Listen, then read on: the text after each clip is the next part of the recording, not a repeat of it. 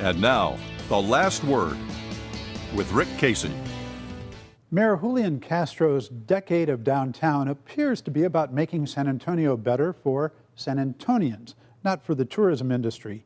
Due largely to public investments ranging from the Riverwalk to the massive convention center, San Antonio already attracts more visitors than any other Texas city.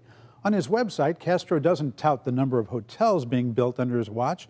He boasts of efforts that, quote, have spurred plans for the construction of more than 2,400 housing units in the center city by 2014. Yet it is controversies over new hotels that have dominated the front page this week. One regards the proposed hotel over the old Joskis building with a 26-story tower looming over the Alamo. A major impact would be to increase the percentage of visitors who exclaim, "It's so tiny," from the current 96% up to 98%. The other controversy, possibly even more important, involves the redevelopment of HemisFair Park. The master plan is not aimed at visitors. It returns part of the land to what it was before HemisFair, a neighborhood. It also provides for retail and workspace and for a variety of parks.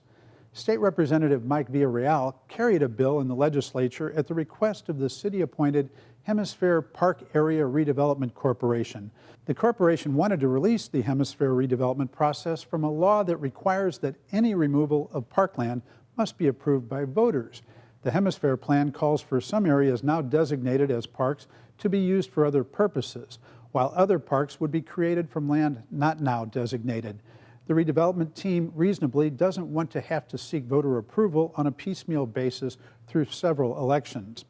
Villarreal put into the bill two provisions. One was that total park acreage had to increase. The other was that no hotels would be part of the redevelopment. Andres Andujar, CEO of the nonprofit, argued that a boutique hotel could fit elegantly into a residential street. It would provide both revenue for other park needs and people on the street at night, which is good for any urban neighborhood. Rather than fight the powerful hotel lobby, Villarreal agreed to allow a hotel, but limited it to 400,000 square feet. But over in the other house, Senator Letitia Van de Putte inserted language that would include in that figure only rooms, hallways, adjacent to rooms, and lobbies. Not included would be meeting rooms, ballrooms, restaurants, and parking. The boutique hotel could now become a convention hotel, the fifth within 2 blocks of HemisFair's massive convention center. The change was, according to the Express News, engineered by David Zachary, CEO of the powerful Zachary Corporation. As of now, the bill is still in play. The Byzantine rules of the legislature mean that no bill is buried until the politicians go home. But those rules also make it easier to kill a bill than to pass one. If the efforts by Zachary and the politicians who are supporting his interests lead to the death of the bill, it could be at considerable cost. The credibility of Andujar and his board has been put into jeopardy. I found Andujar very persuasive on the boutique hotel, as did leaders of the San Antonio Conservation Society. But if he and his board have to go before the voters for approval of transforming HemisFair Park, they face an uphill battle. Having remained silent on the shenanigans at the legislature, they appear complicit.